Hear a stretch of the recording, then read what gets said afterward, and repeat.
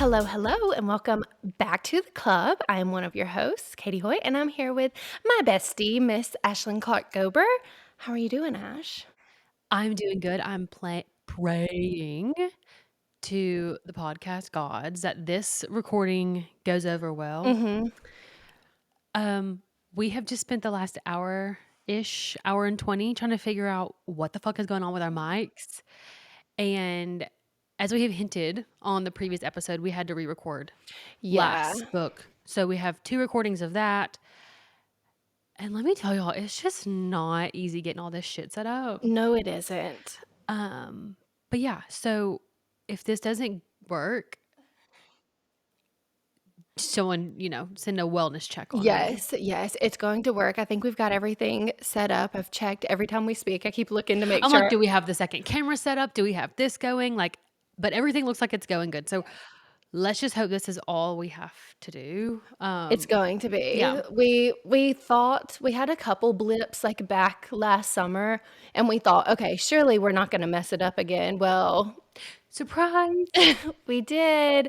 So anyway, hopefully now everything will be good. And I'm so excited to talk about this book. Me too. And I know that I don't want to do a really long chit chat session at the beginning because I know we have a lot to say, but I have to tell you, I haven't told you this because I wanted to tell you on the podcast. Okay. I had the best experience last night. So, Jake and his family came over and we went to eat dinner where my sister works. Okay. And she told me that one of her friends from work has been listening to our podcast. His name is Oh. Christopher. He's the cutest thing. So I was hoping that whenever we were going to go eat dinner, it was kind of spur of the moment decision.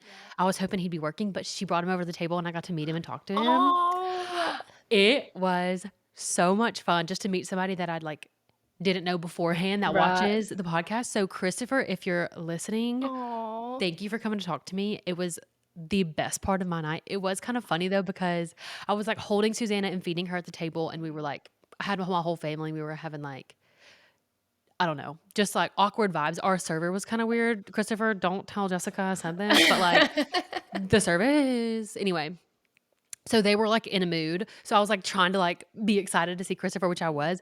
But then he walked away and my mother-in-law just goes, "What a beautiful man." Oh Literally so beautiful. gosh. But Caitlin told me that he models on the side. His hair was so good. Mm, Wow. yeah, you have to see him. He said he's gonna follow us on Instagram because I told him we have 4 followers. Okay. So hopefully he can help us. That is my goal for 2024 though, is to get our Instagram back up and moving. Yes, I completely agree. First of all, thank you, Christopher, for listening. I hope that you've enjoyed what you've listened to so far. Thank you for coming to speak to Ashlyn. That's so much fun. I wish I Oh, could have it was so been fun. I know, in I the wish you were there too. conversation. But yeah, our Instagram, we gotta get our numbers up. Honestly, I feel like the ACOTAR reread kind of set us back because so many of our followers have already read it. I know, and they weren't wanting to really redo the reading, which is Exactly. I totally understand, but I wanted to have episodes of those books because people are Yes. still kind of finding ACOTAR. Completely agree. I'm so happy that we did it, but, honestly, I feel, reinvigorated now that we are doing a new book that you and I have not read before. So, it's, brand new discussion, and then we're gonna move on. We already have some, pretty fun plans for the books that Yeah. are coming up. So, I'm so, so, so excited to talk about a book finally, and not And this is only. one. We have read this one before, so this is Yes. the start to our year. Yes, not only have we not read it before, but there's not a book after it, so we don't have to filter ourselves to not give away spoilers for Spoilers. what Oh my comes god, yeah. next. So we can just genuinely talk about the book and what we thought, and we can say whatever the fuck we want without giving anything away to Nothing. anybody. Right. So, as a preface, as we've said every time, if you are listening to this episode, there's no reason why you should not have read ACOTAR. You If you read this book, you have to have pretty much There's read no way you would ACOTAR. know what most of the plot is about anyway if you Yes. haven't. So just a warning, there will be lots of ACOTAR spoilers. If in our last episode we did a bunch of Throne of Glass spoilers, we put in a little blurb before to fast forward so that you would not hear those if you have not read Throne of Glass. If we do it again, we'll do the same thing. But yeah, don't move forward listening to this episode if you have not read ACOTAR. Totally agree. Okay. Anything else you wanna update us on? No. for the time being? Anything that Literally. you're reading or Um, interested in reading right now? no, I just read The 7-Year Slip yesterday, and I'm not gonna lie, like, I was devouring it, but it wasn't my favorite book ever. It was a romance, not a rom-com, and I just have found, like, my sweet spot is rom-com. I enjoy romance, but it's a little bit too someti they're always, like, somber, like, there's always I don't know if I something ever read a true romance, which is romance isn't book. that what Colleen Hoover is, like, really about? Like, she's more into, like, Yes. sad. Not sad, but, like It's always somber, like, there's always, like, a death or something, or, like, the person's like, always tragic. yes, always, and so, I really like, that's just not my vibe. If I'm gonna do romance, something, like, more lighthearted, I want it to be lighthearted, I really don't. Yeah. And you can put deeper things, like, deeper meanings in rom-coms, but I really don't want it to be No, super because we spend so much time reading these big ass books that stress us the fuck out the whole time. I exactly, don't wanna spend my other time being sad and, like, exactly. crying. Exactly. So the 7-Year Slip, it was really cute and I really liked it. I felt it was a little bit too inner monologue, too introspective Okay. almost. But it is really cute. So if you like a romance book, I do recommend the 7-Year Slip. It was really cute, extremely, extremely, extremely predictable. Like you could see it coming from A page mile 2, away? yeah. Nice. So, I mean, yeah, that was nice. Anyway, no, other than that, I haven't really been reading too much except for this book. Yeah, So this book was a fucking a job. Like, it was okay, huge. I brought it over, and Katie has never seen it in the flesh, and she's like, "Holy shit, I read that?" I'm like, "Probably in, like, 3 days." Yes, you did. you literally took the words out of my mouth. I was about to say, like, it felt like a trek to get through it, but I did read this book in 3 days. So, yeah, why don't we We can dive right in get if right you're into ready. it? Okay, so, Crescent City 3, the book synopsis is Bryce Quinlan never expected to see a world other than Midgard, but now that she has, all she wants is to get back. Everything she loves is in Midgard her family, her friends, her mate. Stranded in a strange new world, she's going to need all her wits about her to get home again, and that's no easy feat when she has no idea who to trust.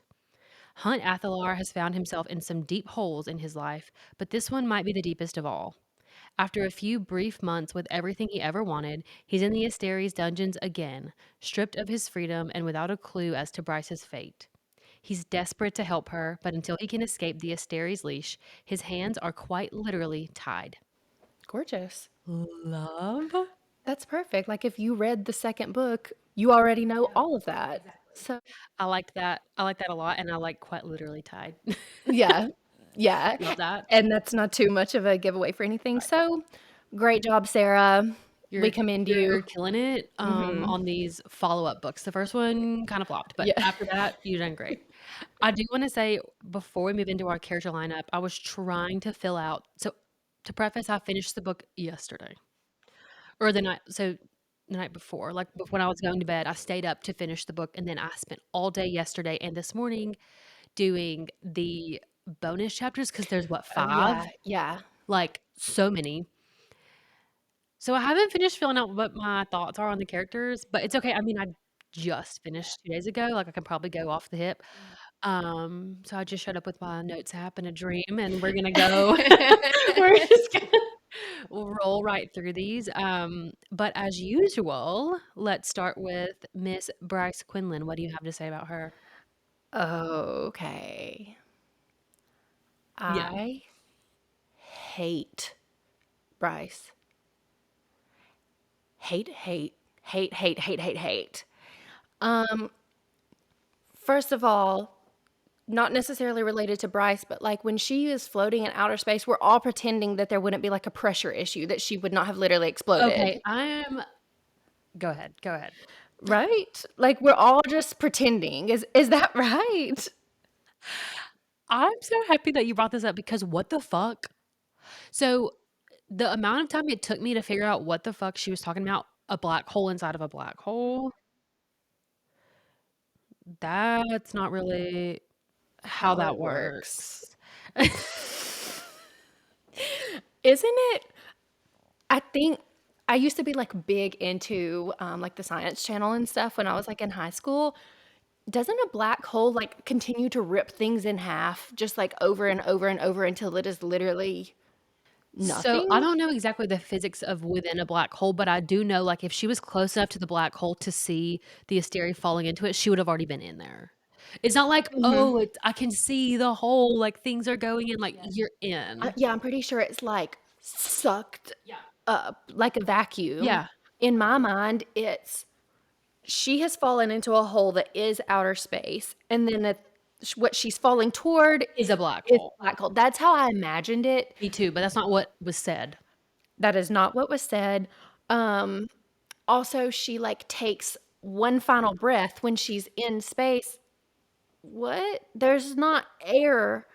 I thought she took the final breath when she was, like, by the Maybe she entrance to space. maybe she was, That's what it is. Okay, so she says it's a black hole within a black hole, but if the larger hole was also a black hole, you wouldn't be able to see space from it. Like, you just true. she opened what really happened was there was a portal to space, and then in space nearby, there was a black hole. Okay, that's exactly how I'm, like, picturing it in my mind.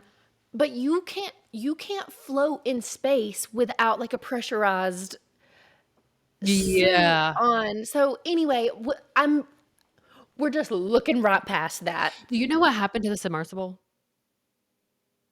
last year? Last Oh, July? it imploded, yeah. Okay.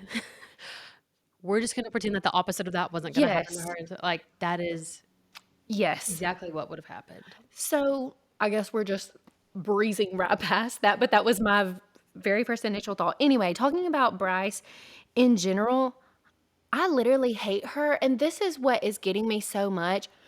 Her, like, biggest thing is that she hates the Fae. They're all so arrogant and, like, self-righteous and assholes. Bryce is literally the biggest asshole of them all. She's a huge asshole in this book, I agree. I'm not gonna go so far as that I hate her in this book, but by the end of it, I was getting so tired of her antics, like, thing after thing after thing. She bulldozes straight through everyone's plans. She's dragging everyone into this rebellion, which is fine, like, you need allies and you need people in the rebellion with you, but there were so many incidences where I was like, "That could have been handled in such a better way." Like, it's almost just, like, selfish at this point to not include everyone and, like, get other people's opinions and other people's help. Um, Particularly the part where she, like, marched in on the Ocean Queen and was like, "I'm the queen of the Fae." I just I don't know, like, I get that you're there to save your friends and help a situation, but you just look like a fucking bitch.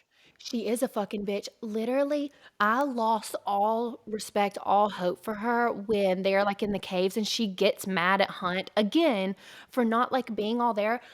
I can't look past it. Even still afterward, I know she said, like, "I'm sorry, whatever," but, like, no one wants to be here. Nobody is happy about the fact that you're going in the cave, especially because so much of it revolves around Bryce and her story. Self-realization, Yes, yeah. so much of it revolves around there, like, please be grateful. Hunt is there with you.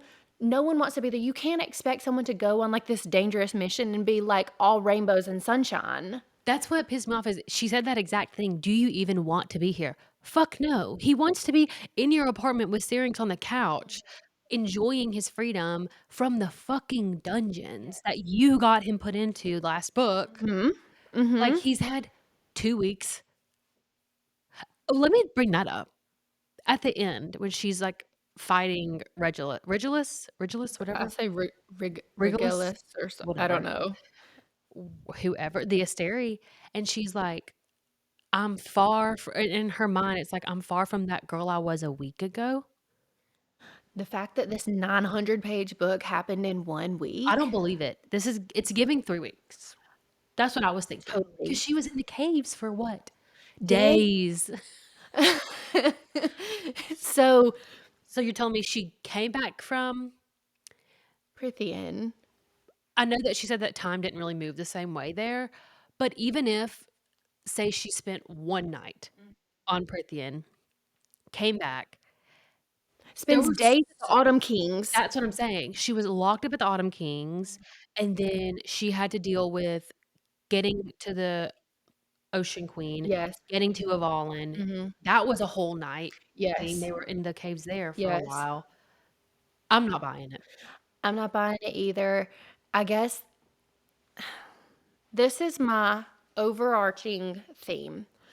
To me, this book feels like Sarah J. Maas got tired of writing and she was like, "This'll do. This will wrap up the story." This did not feel I didn't feel like the grandiose, just like crazy awesome things that were going on. I thought that it was creative, like what she came Yeah. up with, but I didn't feel an overwhelming sense of like, this is the best book I've ever read. And character development, I just feel like plummeted for Bryce. Like, I'm sorry, and we said this on the last episode. If you are a Bryce girl, after this book, How?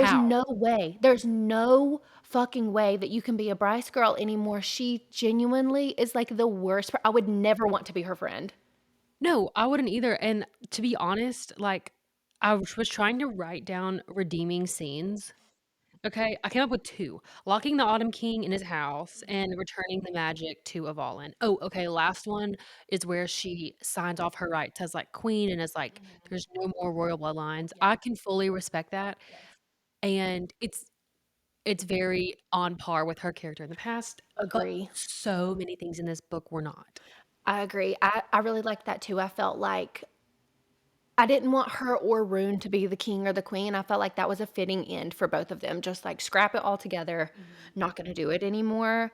Um, she just didn't have that many redeeming qualities, even like in the crossover. And we'll do like a portion where we talk all about the crossover.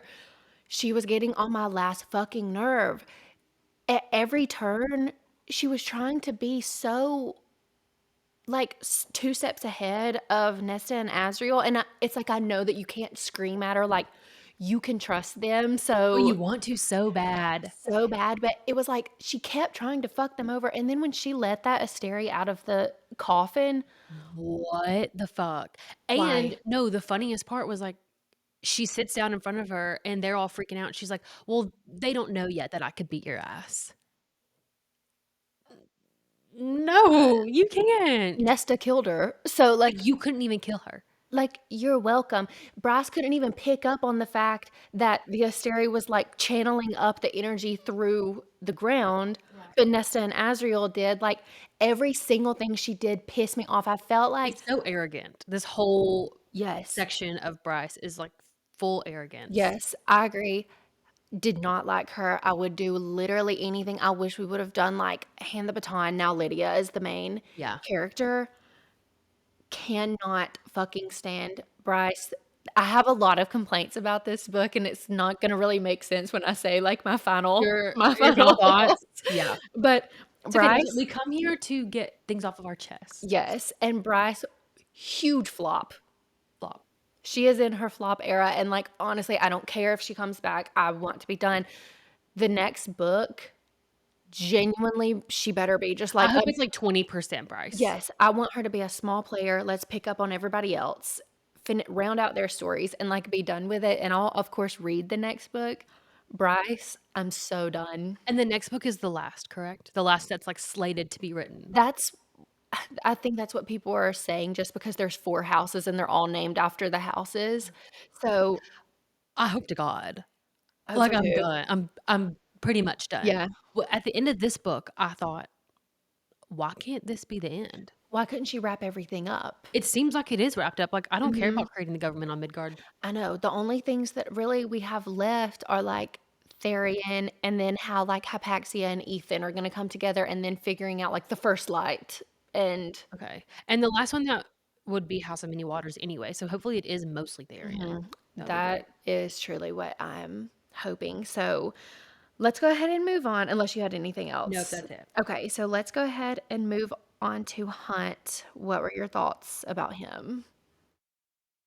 If they do not give Hunt a fucking breather, A vacation? 2 days to just, like, wrap his head around what's been going on, like, take a breath, eat a meal, my god. Like, this man has put his life on the line time after time after time for his arrogant ass mate, and I just have such a soft spot for him after the dungeons and shit that went down at the beginning. Like, he deserves so much more. Agree. Uh, Also, is it not so fucked up that the princes of hell were just like, "Oh, and by the way, that crown shouldn't be on you. Like, you have no business wearing that. Like, you can take it off yourself." Yeah, 200 years he wore it. and had no idea. That really bothered me. Like, you can't go back in time now and undo it. Like, he could have never had the crown. I can't remember if they explained why they had not come to them before to, like, explain all of this, and I'm sure it was in let's quickly, I just wanna say, backstories in this book, too fucking long. She could have condensed it down. The I part where, agree. like, Silene was telling Bryce all about the history, Yeah.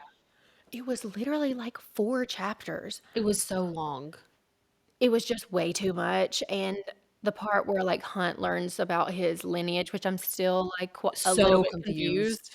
I don't know if it was, like, an IVF like, or sperm donor type No, it sounds like they situation. did have sex That's why I'm confused, like, because he says he was essentially a test tube because baby. they were working with the magic and were like, "I wonder if this could, like, become" like, they were playing with it in the lab, and then they gave it to a guy, and then the guy was like, "I wonder if I can pass this on." Okay, yeah, I don't know how it fully, like, came to be, but it was extremely confusing. I felt so bad for Hunt. I actually was glad that he's not actually Apollyon's son. Son. That would have been too much for me, like, this sits a little bit better with Yeah. me, but and I also like that he was, Thanatos, like, part of him I too. liked it whenever Thanos was like, "He's more like my son than your son." Yes, and I like I really like Thanatos. I feel like even when he was walking out, he was, like, a little bit pissed off He that was like, he had to "Fuck you be guys, I'm going home." Yes, yes. I really like that, but Hunt, like, this is gonna be a shock. I came full 360 or full 180 around to Hunt, I think because I genuinely feel so fucking bad Bad for for him him. that he has to deal with Bryce. I'm not kidding you. If I was Hunt and Bryce would have said, like, "Do you even wanna be here?" to me when they were in the caves, I would have Lost my I would have mind. had a psychotic break. Like, I would have beat her ass. He deserves so much better than Bryce, and I don't know, I guess you haven't had much time to get on, like, TikTok and Reels to see, like, what people are saying, but that's, like, the general consensus. No, I have steered completely away from I'm, like, not even on Book Talk anymore on my personal TikTok account, and I don't have the club logged in on my TikTok anymore, which I think is what helped. Yes. Like, when I logged out of the club, then my normal For You page went back to being normal because I Yeah. hate spoilers and stuff, and same with Mhm. Instagram. But can we take one detour to talk about how you have ended up on cosplay Instagram? I do not know how this happened, but now a couple days ago, I was on Instagram and I got this video and I thought it was like a workout girl, like just a video of her. She like walks out of a building and she goes for a run. And then all of a sudden on the clip, the girl's phone ring and it like pops up like closed captioning like Hunt, like, "Hey Quinlan, what are you up to?" And I was like, wait a second. Yeah. I look at the username and it's like Lunathian's It Girl. And this girl does cosplay. She legitimately makes Like, like they go LARP out in the yes, community. in public, and she makes these, like, fully produced videos. I don't wanna be there. I wish I could I know. tell my Instagram algorithm, like, "I'm okay with fan art, don't take me to the extreme." It's so fucking cringe. She does so many videos. So cringe. Okay, anyway, Back back to to Hunt. Hunt. Um I'll go ahead and go. okay, go ahead. Agree with everything that you said. One thing that I loved at the very end was that Hunt got to say thank you to all the fallen angels before they went back to wherever they went, Loved. and it was so sweet. And I also love that he made Isaiah the head of the angels instead of taking that for himself because Isaiah truly does deserve it. Yes, and I felt like his, like, ending with Shahar, like, that was really fitting. I felt like it was really sweet, and hopefully he'll have, like, closure. That's a good point because I thought it was kinda weird at first. I was like, Mm, there's so much unresolved stuff, but maybe that's what maybe it was just closure for them, and they could be like, "Okay, we have finally gotten to take a stand together to finish what we started." Yes. Oh, okay. I loved it. I also when Celestina shows up at the rift and Hunt is, like, so mad at her, I was with him, like, truly, I was, like, berate her, but then when he wanted to kill her, I was like, "Well, maybe don't kill her." No, I was like, "Murder her," and then when Bri this was gonna be on my hot Ugh. take or on my least favorite scene list, but I have a list, so Okay. we can talk about this one now. It is not Bryce's place to tell him that he can't get his own vengeance. He even says to her, "You got to kill Morven and the Autumn King. Where's, like, my vengeance?" And he's the one that went to the dungeons. That's what I can't get past is his suffering was so much more so that Bryce could go and do all of this shit and for her to come back and be like entitled to telling him how he needs to feel or how he needs to handle the situation. She's like, "And I have to live with that, blah, blah, blah." Like, "No, you don't. You were smug as hell that they were dead." And rightfully so, like, they shouldn't be alive, but neither should Celestina. Oh, I also figured out during this, this reading of this book, I think Celestina is an easier way to say it, instead of Okay. Celestina or Celestina or whatever I was saying on the last episode. But I wanted him to kill her. I really was right there. I am glad that he didn't for Hypaxia's sake because it seems like at the end, They're back in yes, cahoots. hopefully I it don't all really fuck comes with that together. either. I feel like she is hopefully going to be like a vital role in helping with the archangels, getting them on board with everything because as we know, they're kind of like a little bit evil too. All of the archangels just like used to being under the Asterius rule and used to being like leaders. Yeah, and they get sent to that, like, concentration camp whenever they're young to, like, be raised up as these Mhm. psychotic people. Yeah, So maybe she can help get a grasp, but what I want, if she's a presence moving forward, is groveling. That's what I want. I need her to get on her knees and be like, "I'm so sorry. I did not realize it was gonna end up with you in the dungeons." yes. She needs to grovel to Hypaxia. Like, it needs to be a full apology, not the half-ass shit that Hunt did at the beginning where it was like, "Well, if you forgive me, you forgive me. If you don't, you don't." Completely agree. I just need to see like a little bit more. I want to just talk to her and say like, give me the full rundown. Tell me everything that happened that led you to making the choice that you did. Hopefully we'll get past it. Another thing about Hunt is he's still just a little bit too vocal during sex for me. I felt like it was like Didn't he say at one point, like, "Do you like my cock in you?" he did say something similar. It's giving sex with a guy who wears a tank top. Like, things are adding up about the tank top quickly. The tank top is it's telling about Yeah. Hunt's entire personality. I couldn't agree more. I just the thing is, like, truly, I feel like I wouldn't say I'm a Hunt girl. Out of all the characters in this book, Hunt really, like, made a quick turnaround. I wouldn't say quick for, like, what, He's on 3,000 his way pages? back Yes, around. yes. But he is on his way. I was happy where everything ended up. I thought that the whole scene where Bryce is, like, coming or Hunt is coming back through the portal with Bryce and everyone's, like, holding the portal open, I felt like it was beautifully written. I felt she did, like, a great job just, like, going through all the thoughts and the emotions of everything. I thought it was so sweet that everybody was holding the portal open. I guess luckily Bryce got saved even though, like, truly I would have been okay with her dying. Um, I don't think that's really, Also, like like, just the reality of her floating around in space. Like, this isn't Rick and Morty. Like, you can't just, like, yes. bebop around. Exactly. So, anyway, I felt like he was good in this book. Yeah, I also liked that scene at the end because, like, even the Princes of Hell were, like, holding it open. I feel like that kinda made them, like, for real good guys Yes, because we were already like, we know they hate the Asteri, and we know they're trying to help save Midgard for whatever reason, but are they actually good? And I think there is good in totally. at least those 3. Totally. So let's go ahead and move on to them.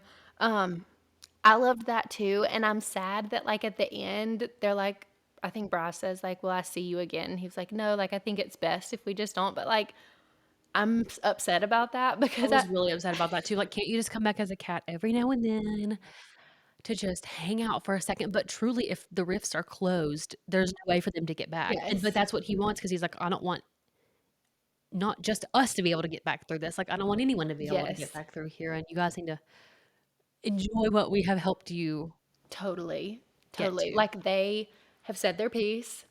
Everything's done with. I loved that we got like a description of their true form. Like they obviously present as human. Scary. So scary, but like in the best way, Mhm. just because they're like obviously fighting for our team. So Oh, okay, so there was one point where Hunt and Bryce were, like, still in the castle, and so were Rune and Lydia, and another Asteri died. Why didn't we get to see Apollyon eat her or him or whichever one it was? yeah, I was upset I about wanted that. to see that or, I like, whatever, read it. and it was making me confused because I can't remember. I think we were with like Rune and Lydia. When it happened. And so you get like the time slowing down. So I was a little bit confused about if that was the one that Bryce had killed or if it was another one, but I'm pretty sure it was the It one of the seemed like it was a princes. separate one, yeah. Okay, that's what I thought too. The fact that Apollyon can just like eat, can like absorb their light is crazy. I'm so thankful that they are on our side because could you imagine if they actually wanted to like conquer? No. No, we'd be fucked. Mhm. Totally fucked. Mhm. But what better people to have on your side? Also, I know we gave Bryce, like, total shit, but she was really smart for saying, like, "Regulus is going to think that we left the Northern Rift open for them to come conquer hell. Yes. Please leave armies there to take him out." Yes.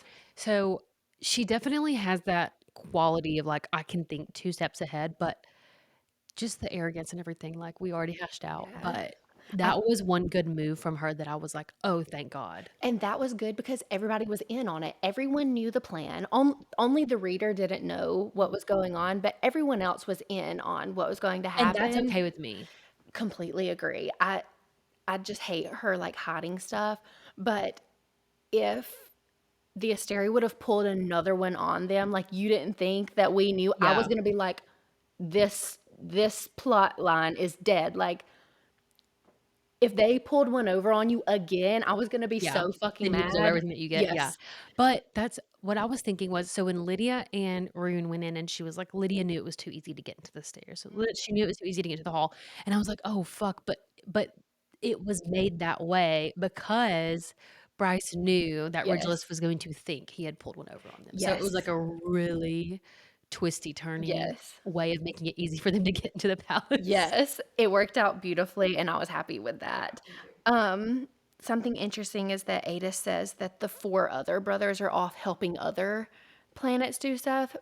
I don't know, maybe that's gonna set us up for the next series that Sarah J. Maas is writing. Also, Mhm. like, one of the other planets, and I can't remember, but they say it by name in the first book when Bryce is finding out, like, all that the Assyria have conquered all these other planets, and it starts with an I. I put down Aphraxia. That might not be right, but it's made up anyway. It So, doesn't matter, yeah. um, do you think that that could potentially, like, be the next world that we're gonna go visit? I just felt like she didn't give names of any of the other planets, but for some reason, like she said. Yeah, I don't know. That's a good point. I have not even spent one brain cell wondering what Sarah J. Maas is gonna do next on her next series because So I true. need her to wrap up ACOTAR. Like, why am I still waiting so long to hear about this? Agree. Hopefully that next series, like, gets bumped or she can work on it simultaneously because, like, I can't. please, Yeah, we just want this Qatar. did give me a little bit of, like, satiation because I was like, "Okay, I get to see Nesta and Azriel for a long time and a little bit of Reese, so, like, I'll take it." Yep. But not enough. Not enough. Not enough. Um, okay, you wanna go ahead and move on? Who should we talk about You were talking next? about Rune. Yes. Rune's experience in the dungeon, I felt like he had it worse than everybody else. And like I know that they all suffered severely, so I don't wanna, like, downplay what Hunt and Baxian went through, but Rune, like, having his piercings ripped out, that made me Ew. squirm, like, The hand a lot of the, torture scenes were really hard for me to read because agree. I was just, like, so disgusted. They were quite graphic, and I Yeah. feel like she does a really good job balancing, like, I shoved a sword through his gut and not giving you too much detail, but this This was was tough. what was sending me about the dungeons more than anything was the fecal matter and Oh piss. my god, they kept falling down into their own shit and vomit.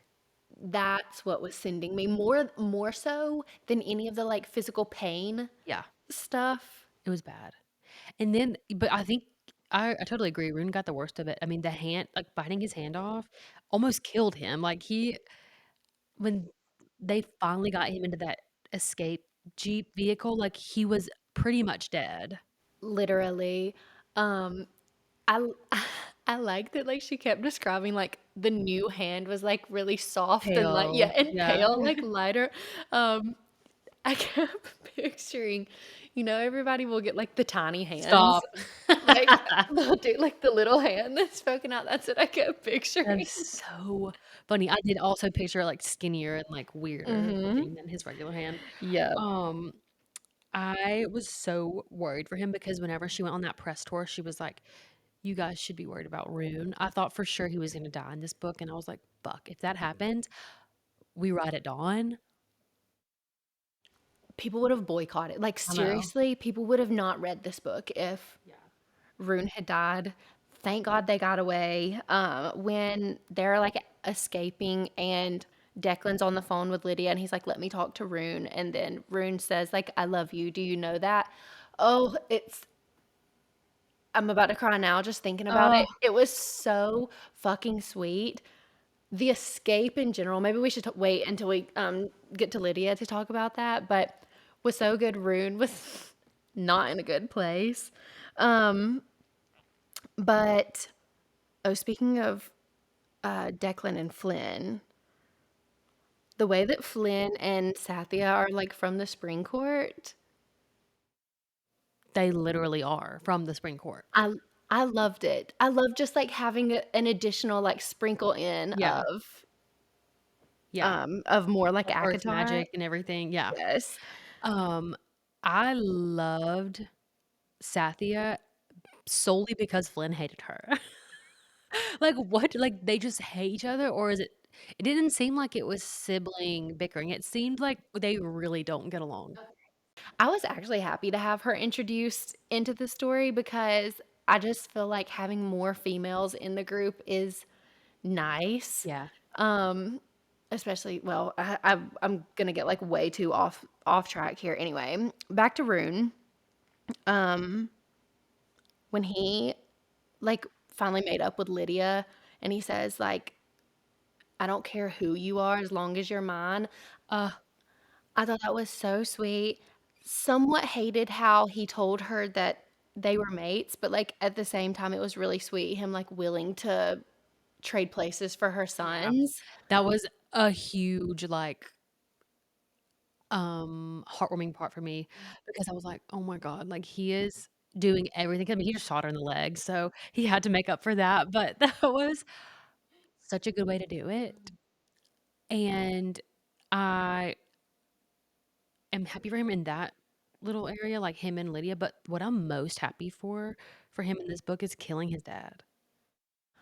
I was so glad that he got to be the one to Me do it. too. Like, sure, Bryce hates him, but Rune has had to deal with it for a lot longer than she And he was the has. one that was tortured by him, not her. Exactly. It was poetic justice. It was a beautiful scene. Um, I don't wanna move on to the Autumn King because I feel like we have more to say about Rune. That was truly amazing. Thank God Rune finally figured out that there was a reason why Declan and Flynn weren't, like, coming back to help them in I the know, that was really smart on his part. He was like, "Okay, it's been a little bit too long. Mhm. Where are they?" Yes. So, I thought that was great. I also thought it was really cute when, like, they get back to the city and they're having to try to find Naomi and Isaiah, and they're, like, creeping through the sewers, and I can't remember exactly what happens, but Lydia says, like, "Are you okay?" or something, and he's like, "I'm nervous, like, this is my first mission with my girlfriend," and I thought it That was was really so cute. He's like, "I wanna look good." so sweet, Yeah, I was happy with the amount that we got Rune and Lydia. We did get a lot more of Lydia that wasn't with Rune, which was cool, but their relationship development was perfect for me because I was so nervous at the end of the last book that they were never gonna get back together. I same, mean, obviously, we knew that they had to, but right. it was so rocky.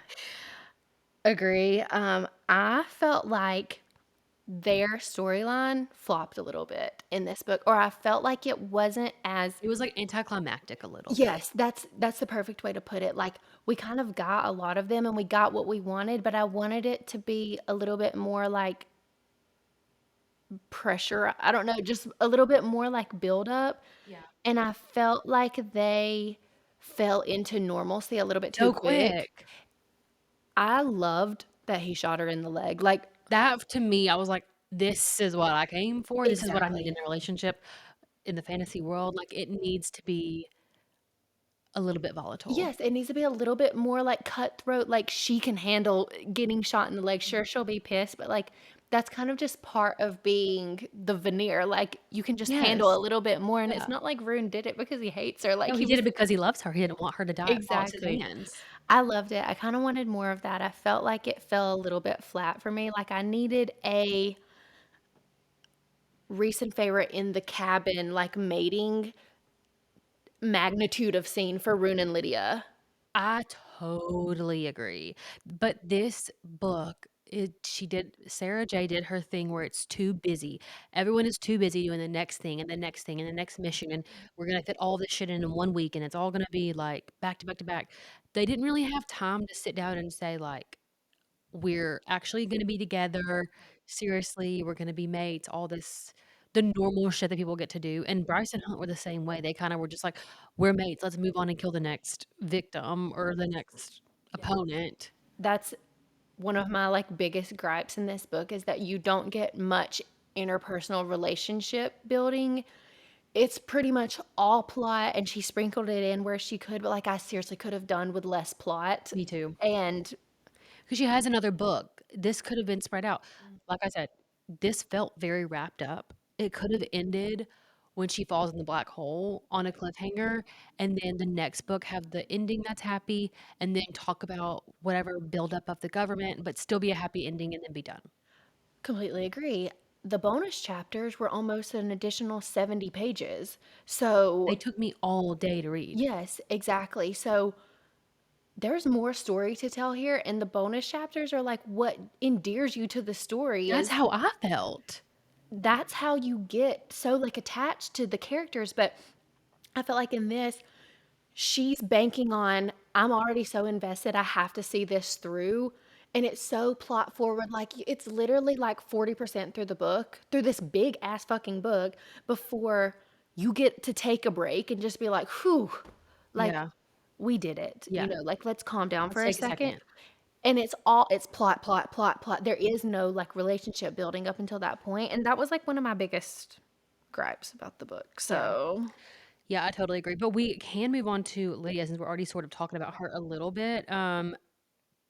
Love her so much. loved her. Her breaking them out of the dungeons was everything, Oh my like, god. blowing up the She's the spine. only person that could have pulled that off. 100%. I was so happy to have, like she finally just decided to rip the Band-Aid off and say, like, "I'm just gonna have to expose myself, like, there's no other way out of this." I was so happy to have her on our side, but, like, we all had the same experience, right, where she jumps off and it's like and then, like, she had a wet, thick laugh and as she died or something, we were all like, No, "No." she didn't. Yeah. Let's talk about how fucking dumb I am. Okay.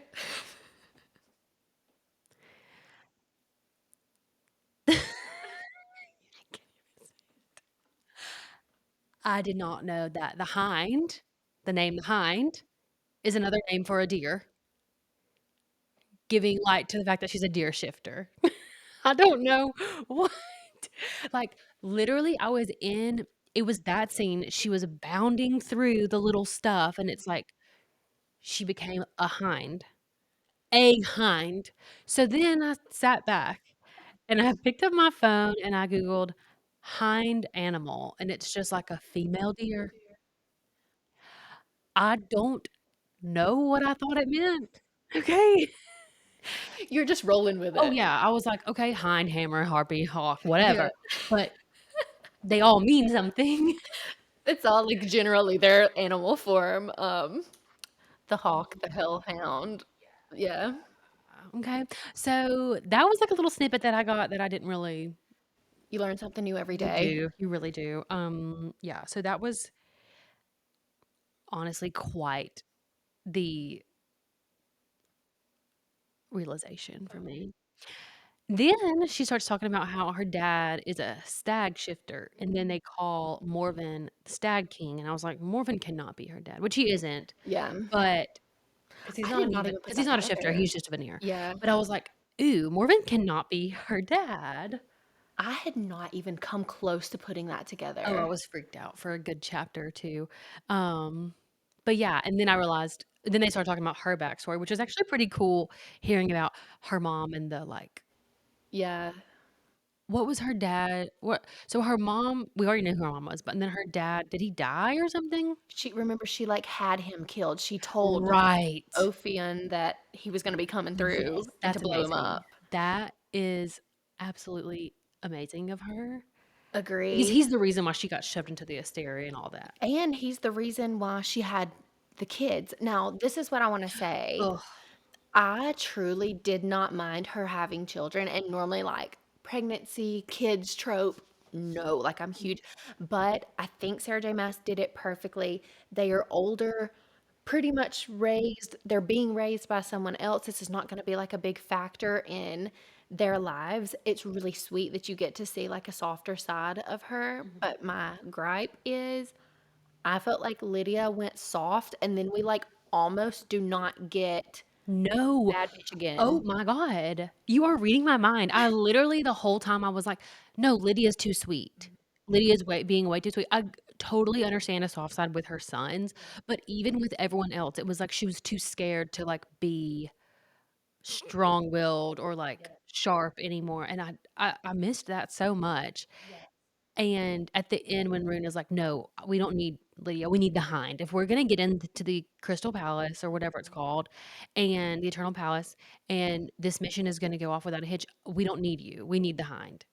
I Like, wish we one would've more time. Yes, I wish that we would've seen that. I just felt like I wanted her to be a bad bitch, like, coming through being, like, a key part of these missions because, like, there's 1,000,000 missions across the span of this book, Yeah. and sure, We she's, didn't, like, like, utilize involved. her enough. Not at all, and it was cool to see her power, but I wanna see the Hind that everyone is so fucking scared of, and I just felt like we didn't really get that, like, she just The was we thought soft. at the beginning when she Mhm. was, like, Yes. doing the behind the scenes about blowing up Yeah. the spine, about getting everyone out, that was the Hind, and then they all got out, and she's like, "Okay, I'm done. I'm done being this person," and I didn't like that. I really wanted her to be more badass. Agree, I want her to be both. I felt like even in, like, speaking, like, I wanted her to be a little bit more like Crass, Me too. Crass is the perfect word. She's just, like, a little bit demure whenever everyone realizes that she's just Lydia. and it's like, she and Rune got into this, like, big fight after she wakes up on the boat and she runs to her kids, and Rune, like, finds out that they're her sons, and then afterward, he's trying to, like, talk to her. Now, she ate when she was like, "Now, because I have kids, like, I'm a single mother, now you decide that you're okay with who I am since I have this, like, sad Yeah. backstory." I was like, Yep. Yep, that's a great point. Like, I but have nothing to say to that. then after that, like, she was just, like, really sweet and more reserved, and I was like, "But" I know. I know. To even till the very end, I was like, "Where is the Hind? I miss yeah, her." and it was great. We got to see her power in the full scope of, like, she has the fire power. That's great, but I wanna see her kill somebody as the Hind, like, I know. I wanna see her work. In What cold blood, like, Yes. I want to see her Yeah. do her thing. Yep. I think we got this cut out because I asked it on the original recording on Crescent City too, but not the second recording. Remember we were discussing, like, why is she showing up as Flame whenever she was Day? We were like, to our knowledge, she has no fire power. Yes. But, of course, things come back around, and she's like a large fire sprite. Exactly, and if you haven't read Throne of Glass, this is, like, a huge hint toward Throne of Glass, so I don't wanna go into detail because I don't wanna have to cut this out, but I really liked that we kind of got, like, a larger scale, glimpse into that world. I thought it was great.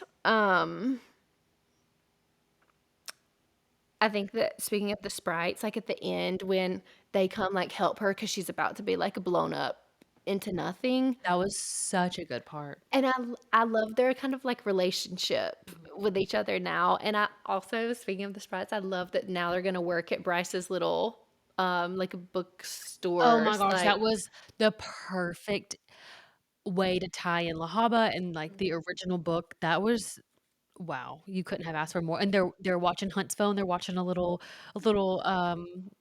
soap opera or yes, whatever. I loved it, and then Erithus is just on, like, exploring because she's been locked in that cave for so long or the dungeons for so long. yes. But let me say, one of my contenders for favorite scene at the beginning of this book was so fucking good. Yeah, I agree.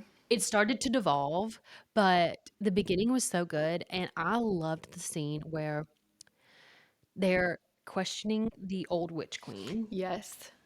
or the old hag, Yeah. that's what she was. She was the old hag, and they're like she, like, brings the sprite in, and she's like, "Oh, I was just testing you." She's being all hindy, whatever, and then she's like, "Okay, I'm gonna free you," and the hag is like, "I thought you were lying, like, you said you were gonna free me." She's like, "Here, I'll undo your chains. Here, yeah, I'll do it." She's like, "There you go, you're free," and then she just looks at Iridis, and she's like, "Your move." Uh-huh. And she just literally explodes the witch in 2 seconds. Oh my It god. was the best. It was so good. Yeah. I am, interested to see Bryce and the sprites more in the Yes. library in the next book, Me back to too. our original roots. Agree, and when Bryce, like, dies and she sees Lahaba in the, like, really pretty land, that made me teary-eyed just a Yeah, little bit, me like, I too. can't remember, I think Bryce, like, blows her a kiss or whatever, and I love that, like, Danica was there too, that kinda, like, even though Danica's she used the last bit of her essence to help Bryce with the drop, she still is in, like, Yeah. whatever their eternal Mhm. resting place is. Yeah. I thought that was beautiful, but back to Lydia, I'm so glad she's free of the Ocean Queen. The Ocean Queen was scary. Why did she keep growing and drinking and growing and drinking? She's That's what I scary, wanna super know. scary. I can't quite figure out the growing and the shrinking. I'm so glad Lydia, like, doesn't work for her anymore, but I also thought it was funny in her, like, parting letter to Lydia was like, "I refuse to believe that this will be, like, our last." Oh my god. Yes, that was so funny. I also liked the way the Ocean Queen, like, didn't really take any shit. Obviously, she's the biggest and baddest of the water house, Mhm, so she doesn't mhm. have a reason to take any shit, but learning that she was also there before the Asteri, like, she's she knows. She's seen some She things. has seen some things. Um, and I liked that they kept describing attributes of her by way of describing, like, other fish or, 100%, like, like the other shark and yeah, yeah. yeah, I that was really that was liked that. interesting. Okay, this is, I think, the last thing I have on Lydia, but her being so proud of Hypaxia for creating the antidote, and she was like, her, Of course, she figured it out. yes, like her beautiful, talented, smart sister, so sweet. And I guess we can go ahead and move on to Hypaxia, but I did not even put together until the end that like Hypaxia is an aunt, and I really want to see her relationship. Oh, that's so Yeah, sweet. sweet. I really wanna see, like, them all get together as a family. That is what I want to. I would need Lydia and Hypaxia to be best friends. Agree. But honestly, by the time we get to the end of this book, Hypaxia is more crass than Lydia. So, we were so worried about Hypaxia last book, like, "Oh, I hope Lydia gives her the time of day," and now Lydia's like a softie. Yeah, like, they should have no No, issue they shouldn't. being friends with each other. Hypaxia is my girl.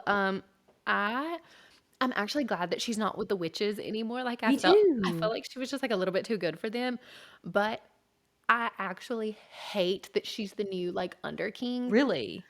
I don't hate that she is, I hate the way that it came about because I think that it was too close together with Ethan becoming the prime and then Hypaxia coming into this, and it's like, I understand that Sarah J. Maas is trying to build a world where all of the leaders are Bryce's allies and, like, the people in this friend But it group are. all being her best friends is a little bit on the nose. Yes, Yeah. it's too on the nose. I did not like the way that it came about. I did think it was so fucking funny when Jessica was like, "You kill it, you become it."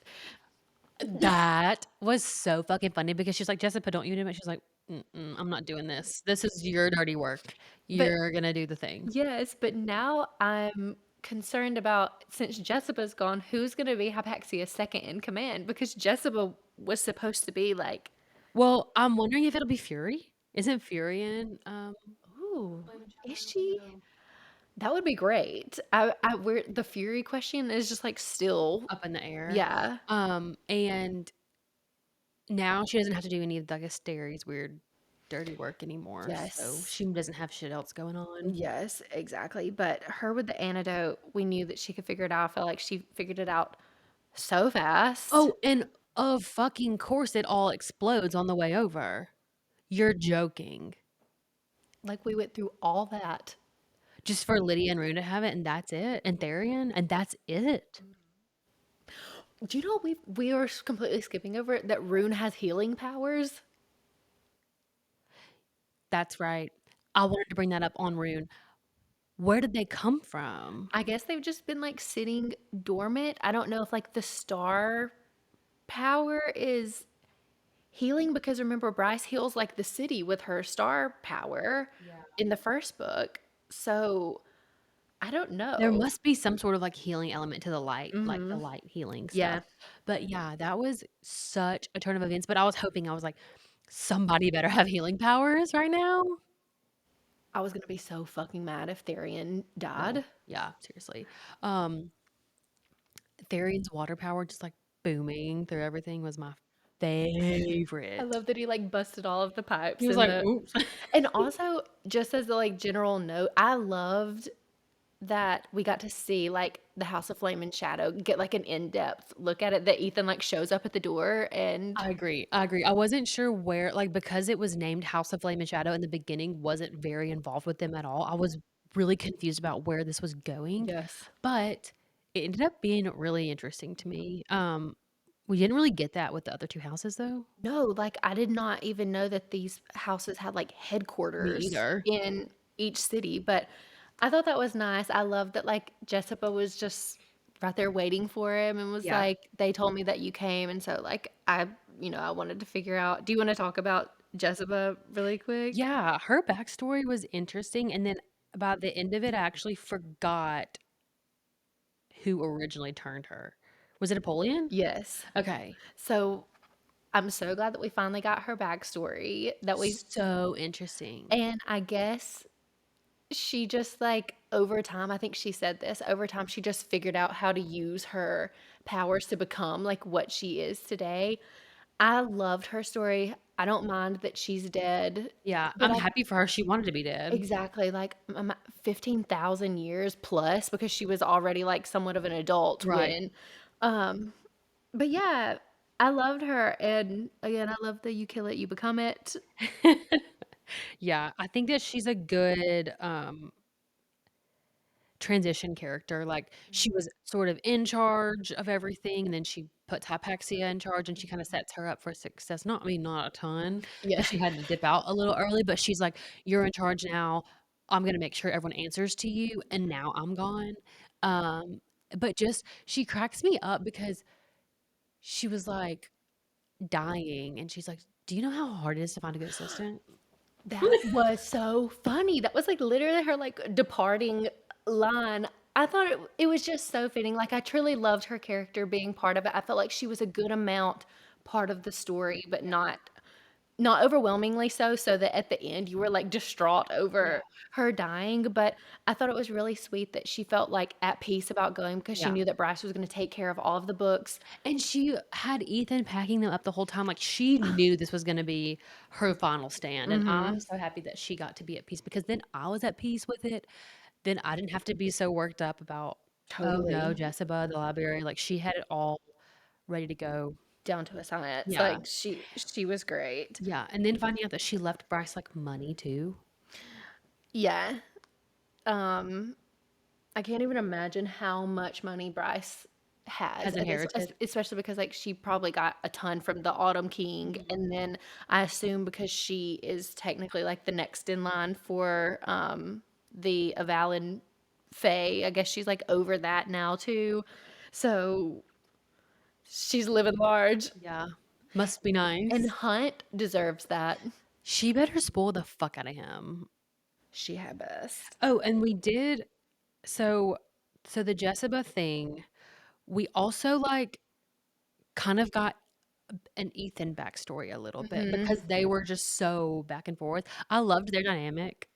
I did too, and I love that she was like, "You're a lot braver than Bryce," because he was just, like, asking her all these Yes, and she's questions. like, "Bryson never once."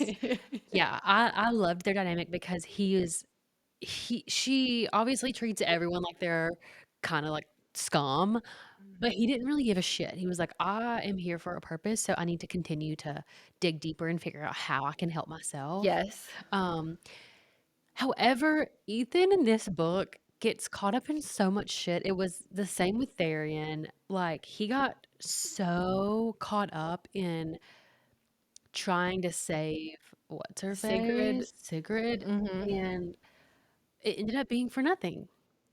For literally no reason, I felt I don't like this storyline, like, um, the whole thing, like, start to finish, I don't feel like Sigrid is, like, necessary in this book No, at all, like, now I guess she's still a Reaper. yeah, she's still a Reaper. I assume that the plan is still to try to, like, get her to come back, but now Ethan's the prime, so, like, So what's the why? point of having her come Yeah. back?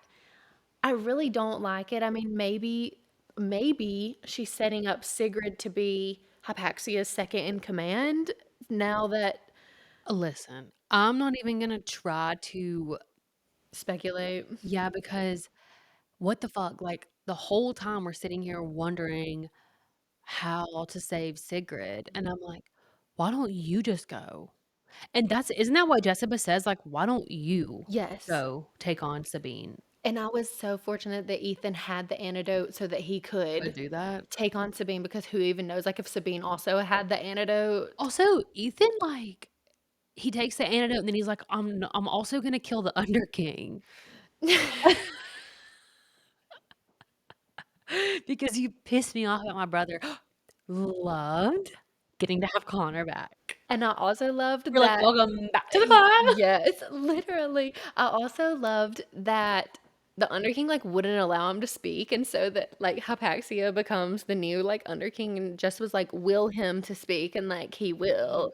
And the thing about the bullet, like, they all sacrificed themselves as second light to create the bullet, and then that is what Bryce didn't need a fancy bullet to blow up the thing of first light in the Asteres thing. I thought the bullet was supposed to, like, kill them itself. That's what I thought. Because they were thinking she doesn't have a way to tunnel through the crystal, we'll give her our second light, but apparently Hunt didn't need no help. Exactly. The bullet, Was useless. the whole thing, I just felt The bullet was useless. I don't know. I when isn't it This is the prime example of what we're talking about. Plot, plot, plot, plot, plot. The bullet didn't need to exist mm-mm, at because all. at the end of the day, it never helped anything. The 25 vials of First Light that she spent days working on didn't need to exist. Like, the antidote did I say First Light? I meant to say Yeah, antidote. the The antidote. 25 vials of antidote that got literally shattered on the way to the thing Why didn't you just send them with 2, and then you end up giving them to Rune and Lydia? Like, what is the thing? Exactly. Like, what's going on? Completely agree. I could see, like, you need to have a little bit of something to, like, have a problem so that they're scrambling to figure it out, but, like, the fact that he gets all the way there, can't even really, like, make it work when that was, like, supposed to be a vital part of this, like, if they could all come into their full power, Mhm. they would be able to take down the Asteri, like, And I wanna personally, I really wanna see Hunt with the antidote. me too, it will I don't know quite how I feel about Ethan channeling his inner Elsa, but What's with the ice? I couldn't tell if it was, I gotta be careful. I don't know if So Ethan's wait, elemental. mhm. Okay. So does he also have water? Because there's ice and water should be similar, and then there's a fire one, and then there's earth. So I'm ice should con not just be separate, I just don't think. yeah, I'm not sure if because it's, like, giving Winter Court, but then there's, like, part of Ethan potentially coming from the Throne of Glass world. So I'm just a little bit confused about the overall makeup, but I don't feel like the summoning snow was, like, vital to the operation. Maybe it was just nice that he could show people, like, "Look, this is what we can really do." We can do magic. Yeah, but they're all gonna be, like, out on the lawn, like, building, like, a Do ice you wanna castle. build a snowman? Literally. Wait, I have to say something. Ethan, since they don't do sailings anymore, like with the Bone Quarter, because people's souls don't go, Don't go there. um, him burying the prom underneath, like, the playground where the pups play, so that he could hear them romping around for all of eternity, that is so fucking sweet, like, that's where I wanna be buried too. No, that is so fucking cute. The Prime getting I take issue with Sigrid sucking up his soul. What the fuck? She's deranged. She's totally deranged, and I knew she, like, wasn't normal whenever she came out of the, astronomer's tower thing, but at the same time, you just have no respect for any of the wolves, Mhm. and now and this man has been trying to resurrect you for chapters and chapters and chapters so that you could challenge Sabine. Yeah. You're just gonna eat the ew, ew. I hated that, like, the prom deserves so You much should have eaten more. Sabine. Yes. He deserves so much better than that, like, thank God he came out there and passed it on to Ethan before any of the, like, Sabine shit happened. Thank God the bitch is dead. Finally. Ding dong. Finally. Finally. It was kinda crazy that he, like, lost himself to, like, a primal rage and was, like, devouring her body. And also that he bit the sword and it ceases to exist anymore. Some things are better left unsaid. Agree. Like, why the sword? Why the sword? Like, I felt like that was to me, I'm sad about the sword. Like, that was Danica's. It was her Yeah. thing that I wanted to continue to Yeah, get passed he could have, on. like, somehow gotten it free from her and, like, saved it, for generations to come, but Yes. no, it's just a piece of steel, like, "Fuck Yep. you, that's Danica's." Exactly. That's how I felt. Yeah. But Ethan, are we picking up that he and Perry are going to be Kinda something, he keeps smelling her cinnamon and strawberries. But what was so confusing is, like, he smells it and then she gets the vial and it's gone of the antidote and it's gone, and then the antidote, like, wears off really fast on her. Yeah. So, what's going on with that? He was like, "I was wondering if I was seeing another omega in my" Oh, 'cause he was like, she just really shouldn't be an omega," yeah. but then he's like, "I wonder if she really is because she smells like one." I don't know, it was really weird. Huh. Yeah. I don't know, there's a lot to learn about the wolves, which I'm actually really excited to kinda Me unpack too. that because while we got so much of Ethan during this whole book, it really wasn't with the wolves. No, like literally none at all. So it will be interesting to see how things unfold, just kind of like the politics of it all. Ethan kept failing upward, and it was like funny, but at the same time, I was like, he like Loki like doesn't deserve this. I don't know why. Like I can't get behind Ethan being the He's prom. so young to me. I genuinely think that's what it is. Like maybe I'm just seeing him as a little brother and I can't get past it. I But know, it was a lot. I mean, I'm just gonna have to accept it at this point. I want to move on and talk about Therian, but when Ethan is trying to like get everybody out of the Viper Queen's nest at the beginning of the book, this feels like I literally read it like 6 years ago. Years, yeah. But and he's like, I'll do anything. She's like, one fight. And he just agrees to do it. It was making me so sad that Therian was like, I'm so useless. Like, Ethan has gone through all of this stuff for me, and I'm just like a useless, worthless piece of crap. So let's talk about Therian because the public has like quite an opinion, and I'm not What is quite, their opinion? everybody is like so upset, like mad at Therian, and I'm not quite having the same experience. To me, I'm like, About?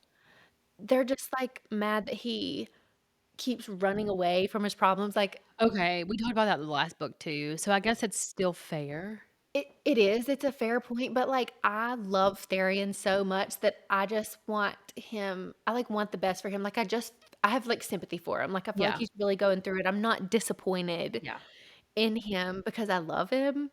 When he hopped off the Ocean Queen's boat, like onto the one to Avalon, I was like, ugh, Yeah. like again. I was But like, this is tough yes, right here. but I also was like, okay, like now he's back with us because I was I also going to want be him with the upset. gang. Yes, I was also going to be mad if he wasn't with them. Yeah. And then it's like like one thing about Therian, like he's going to self-destruct. He's going Yeah, to do something that is like to his own demise, and it's like immediately after that he signs himself up to be married to Sathya, yeah. which like I liked. I I don't liked the Sathya of it all, and I liked at the end where he took a stand against the Viper Queen. Well, not him, but Hypaxia and Sathya were like, "Mm-mm, he's ours Yes. now, you can go fuck yourself." Yes. But I am worried about the Ocean Queen of it all. I thought I can't remember. He squashed it with the River Queen because Yeah. he got her to, Aid in the rebellion, they basically let everyone come yeah, down stay there. under. What is it? For some reason, I thought there was some kind of ending with the Ocean Queen, but was there I don't not? think so because he just dipped, and then we don't really see him back on the depth charger at all. Okay.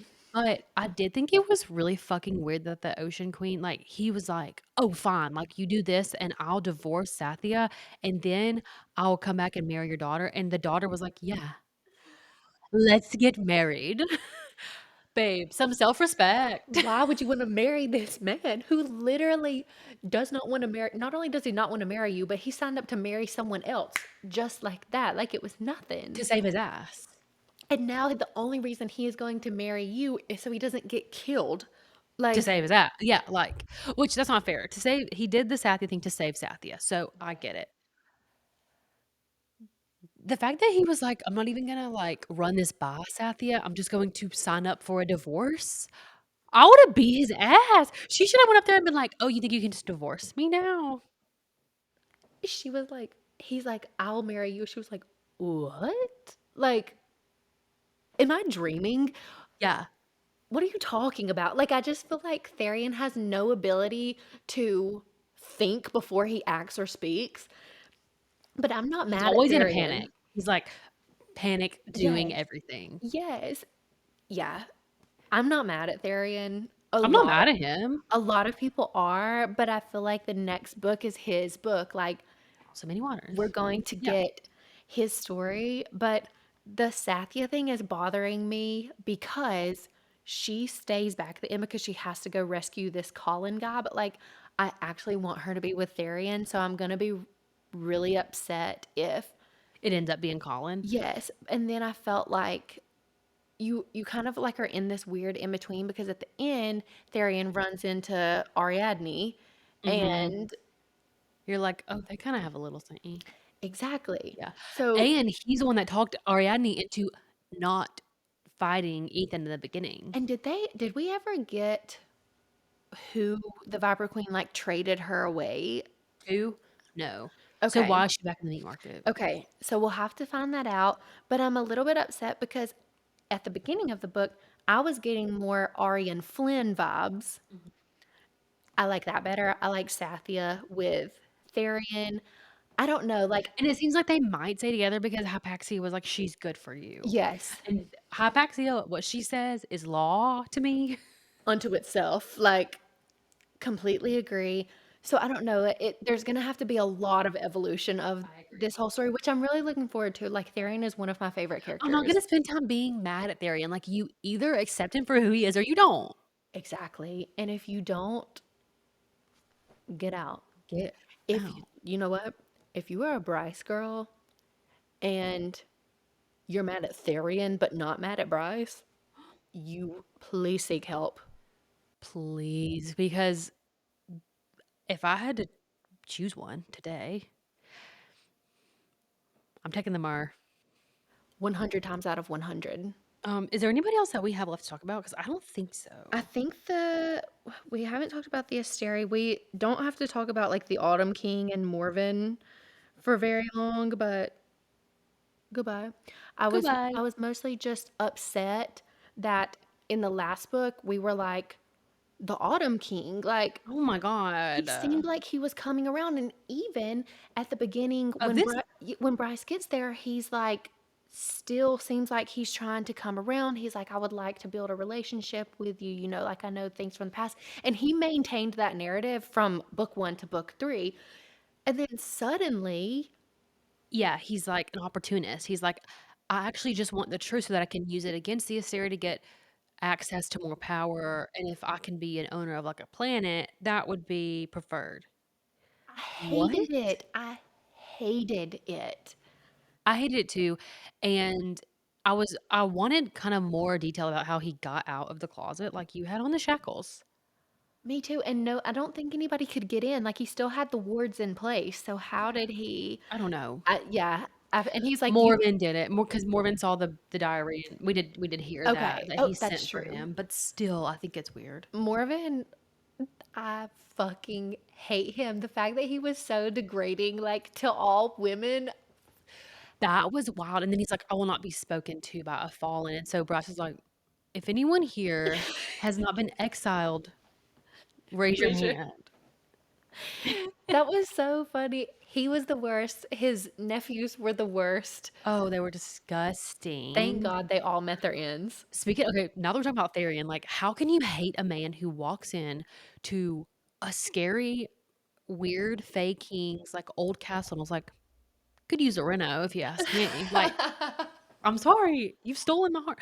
You've charmed me, and, like, he's always bringing the funny stuff, but that I actually really enjoyed that whole entry to Avalon because they're all there together, and they all get to experience it together, and they're like, "Oh, shit." Like, if the Fae win, this is how it's gonna be. Like, you can't handle a single female that's an unmarried running around the the town by herself? It What is this, was like the Salem witch trials? literally, it was crazy. It's crazy to think that people who live on the same planet as the people in Crescent City, like, are going about their lives this I way. know. But it explains so much about Cormac, Cormac. how By did the he way, even have a girlfriend? literally, like, also, I guess I was wrong. I guess he, like, is dead, but Oh, yeah. I still maintain, like, I still kind of don't think he is, but, like, I think I'm just delusional and just clinging to that hope. Yeah, it is that. Um, but Yeah. anyway, I'm glad that the Autumn King and Morven are over and done Well, it with. seemed like no matter what, they had to go because they were gonna be on the side of the Asteria, it seemed like, Exactly. which was such a shock to me. I really thought the Autumn King would be on Bryce's side, but guess not. He's just like, "Whoever's gonna win, I'm gonna be on your side because then I get the more winnings." yes, exactly. So, speaking of the Asteri, this is what I don't quite understand. I actually picked out a few plot holes in this book, but they're like trying to torture information out of like Hunt and Rune at the beginning, but like what information? I know they kept asking like where is Bryce? Literally no one knows. Like your mystics can't even your 1000 mystics can't even find them. Yeah. Everyone thought she was going to hell. The Asteri literally are the ones who said that the star is like a beacon to the original world of the Fae. Why are you not first thought thinking to look for her there? I don't know. This is incongruous with the Asteri's typical. What information are they trying to get out of Hunt and Rune? Like they literally knew all their They're like, plans "You all don't along. know." Yeah, like, how would we know? We're down here. Yeah, she's Exactly. gone. Like I'm wondering if they wanted to know more information about her power and stuff and, like, how that's been manifesting, maybe, but I can't even figure out, how was her display not enough? Like, this is what the power exactly. is doing, we don't Especially know anything different. Especially because the Asteri are aware of the history of how things got passed on. They're most likely aware of who like Bryce's lineage Mhm. is, so they can automatically connect her back to Thea. So I get taking them to the dungeons strictly for torture purposes. Yes. I get But that. what do you mean you're gonna break them? What are they gonna say? Exactly. And they keep saying like, "Oh, we'll get them talking soon enough." Like, about what? I didn't feel like they had any questions. Yeah. Oh, we didn't even get to talk about, speaking of the torture thing, we didn't get to talk about Lydia killing Pollux. The fact that she just, like, poked him and he crumbled to ash, Ah, no, I loved it. may he rest in hell. Yeah. Truly, I truly hope that he is in hell now and getting whatever Adis and Apollyon and Thanatos' like true They're worse. forms. I hope that that's what he is receiving. I'm glad that Pollux is gone, the Asteri See ya. with him. I did think, speaking of the Asteri, I actually thought it was so funny when Bryce is like in Prithian and that one Asteri is like still asleep and she wakes up, she's still like ordering them around. She's like, open my casket, slave. I Like, know. She's like, "What'd I miss?" like has no idea she's been asleep for 15,000 years. And what does she say? Like, Thea tricked me. She like gave her something to make her. Sort of like sleeping something. I thought that was so funny. I thought the girl in general was like so funny, but I'm still Yeah, pissed at what was her Bryce. name? Something weird. Ve- Vespasius or Vespius or something. yeah, Yeah. if nothing that I could say out loud. Yeah, So, true, true. anyway, okay. So I think that's got us for all of our characters. Let's do a quick chat about just like the crossover in general. So I know last time we talked about like it was supposed to, Sarah J. Maas said it was going to be like short, but it really wasn't. It was like I think it 300 was 300 pages. pages, yeah.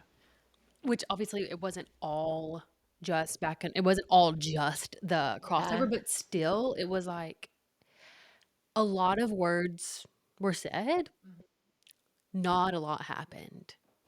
That is my biggest thing. It was very long, a lot of backstory on like Bryce's history and Thea and all of that. But we only really got Nesta and Azriel, which I'm happy with. I was happy with that. But I wanted it to be more of like a group thing. I wanted more Reese and Feyre and I wanted more Amarin and more. Like she's not even there. No, we No. get no Cassian. No, I know. I agree. I think that it could have been done so much better, but the way this crossover was nothing what I expected. Not at all. I thought it was gonna be so especially the part where she asks Azriel to, like, light her up, and she's like, raw power, like, nothing I've ever felt, like, almost brought me to my knees, and I'm like, "Azriel?"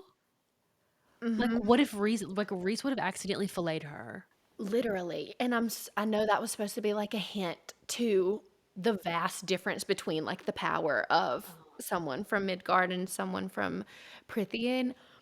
So then I thought this is what I thought to begin with, and then this, like, kind of confirmed it to me. I was like, "They're gonna have to have the people from Prithian come help them because they're not powerful enough." Yes, But exactly. apparently it was just the parasite. Just the parasite, which thank God they figured it out, No but kidding. but I don't know. I have So much to say about the crossover. In general, it scratched my ACOTAR itch. I was beyond happy to have it. I just want to talk about, and this like is not going to be a surprise to anyone. Nesta is everything of the sort. She was like the star of the show, and truthfully, like I say, like I wouldn't have it any other way because I love her, but the crossover wasn't exactly like what I had in Yeah. mind. I did like that we still then, even later on in the book, got glimpses back Oh, into it. that made me happy, like, her having Nesta at the end, and then with the Yes. mask Yes. and, putting her parents in there was genius. I love that, and then, like, you get another bonus chapter even at the end, and then, like, Bryce has to go back and get her parents, so you get them yet again another time, but from ACOTAR, we have a lot to get caught up on. Nessa knows how to use her powers Yep. completely. She has the sword. She knows how to use her powers with the sword. She still is obviously very, very powerful. Which I was really surprised by Yes. because I thought she gave it all up. I knew she kept some and Yes. she was still half A, but I don't know. I am ready to get back to the world of Prithee and figure out what the fuck has been going on over there. Same, especially because like Nesta and Azriel are friends, and Nesta was so nice in this book, and She like, was. and She it was was very agreeable. yes, it was a breath of fresh air. Like she was still Nesta, but she was Nesta who went to therapy. Yes. And it was great to see. I loved when she summoned the mask. I love when Azriel I loved when Bryce said, like, she has on the mask and she turned her head, like something she's only seen in, like, horror movies. She's so scared with the mask. So scary, and Azriel is like, "Cassian's waiting," and when she says, "Nyx is waiting," I was like, Oh my gosh. Listen, as someone who has now provided a baby to the world and to have an aunt, like, that would work on Caitlin every time. It better. But, like, it's such a sweet thing to be like, you have family and you have loved ones waiting on you. But my question is, if it takes that to get Nesta to take the mask off, why can't Bryce just, like, "Okay." rip it off, put it back on? I think Because she has Thea? yes, and she hints completely. I can't remember if this is in the book or in the bonus chapter, but Bryce thinks that Nesta is somehow connected, like, with the 8-point star Yeah. and all of that, so, like, that's And obviously she gives a star sword mhm. to Yes. them. Yeah, without the knowledge that if you like, what they do She doesn't tell them. when they're together, and if Nesta, like, has the star, that's dangerous. Like, you can't just go around, like, you can't just be sparring with these 2 Yeah. blades, so, um, anyway, but I do like that they now have the swords. That's probably gonna open up, like, a big, plot line for ACOTAR. Again, I was just like, "Bryce, you can trust them." I just wanted to, like, scream at the I book. know, and the thing is, like, she didn't wanna trust them, which is one thing, but she still, like, interacted with them enough to where I thought, "Okay, now she's gaining trust from them, and they're gaining trust from her," and they were willing to trust her, and then she just kept fucking them over time after time. I was like, "This is not a good look," especially after you, like, unleashed the Asteri. One thing about the crossover that I genuinely was pissed off about is the Thea and Silene of it all. My eyes started to cross. I was glazed over. I was like, "What are all these fucking names? Why is it this girl had power and she gave it to her kids, and then she split it into 3, and then she left 1 here, and then she's gonna give it to you." Like, what It is was going on? it Salene, baby, you gotta stop being so fucking long-winded. Long-winded. I was like, "Shut up. Shut up. We don't need this in-depth of a Oh, I know, backstory." I Like just want, like, a math equation. Where does she need to go? What 1 plus 1 plus 1 equals 3. Where are the other 2? exactly. If someone was able to make it all the way to Prithian fighting the Asteri, just tell them what to do. Like, Sorry, I had a hangnail that I just had to bite oh, off. that's okay. Disgusting. I just felt But like yeah, it was too involved. it was way too involved, and then kind of fucked up of Thea to just, like, leave an Asteri laying underneath the prison. Like, for what? I don't Just know, but now I'm wondering, now that the Asteria under the prison is dead and she's not sucking the life out of the island of the prison, what's gonna become of that? Yes, actually I hated that Avalon sprouted back to life immediately. I wanted it to happen, but I don't like the instant, like, Okay. Yeah. I think over time it could have happened. I I hated agree. that the islands, like, came up from the it was too ugh, I don't know. Yeah, it's a little too magical. Yes, I didn't love it. Um, love that Bryce Nesta got in trouble for giving Bryce the mask. Like, I kinda love that Reese was mad at her Yeah. because Which is that only in the bonus chapter, or was there She hinted? she says, like, when Bryce comes to get the mask, Reese is, like, on his way, and she can see, like, the shadow, and Reese is I mean, Nessa's like, "He's on his way, like, he's not gonna be happy about this," but, like, Nesta still has that, like, "I'm I don't kinda really just give a gonna fuck. do" yeah, "I'm Yeah. gonna do, like, what I wanna do."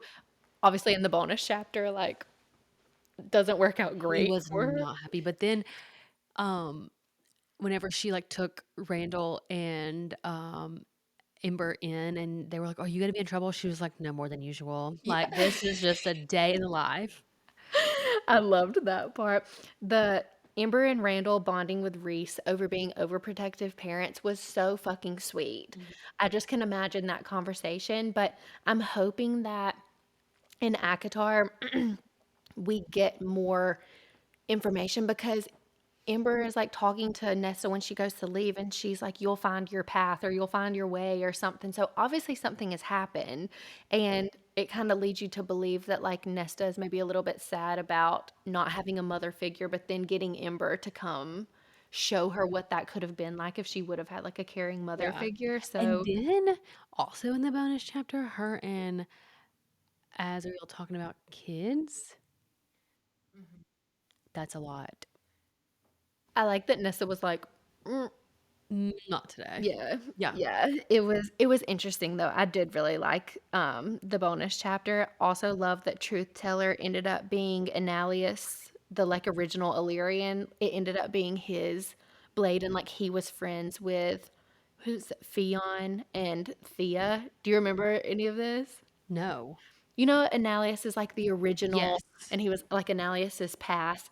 And it says that when they're like forging the blades at the cauldron, they like dip them in there. It's Theon and Thea, and then someone else who was like a trusted friend. Okay, so that's him. I Yes. did not put that together. Did she say that in the book, or did you just Yes. figure it out? No, she says it in the book, and, Silene is, like, telling the story about all of this and says that it's, like, Annalius's blade, and then it says, like, Azriel's eyes got big, like, he didn't know. Okay, I must have just, like, skipped. I was probably like, "I don't even remember who that is." Rightfully so, That because whole like, I wish it was more emphasis on the really important parts like that, yeah, because a bitch like me gonna just s skirt right so over easy it. to miss because it's just, like, one sentence in 80 Chapters. pages Yes. worth of the story, so anyway, okay.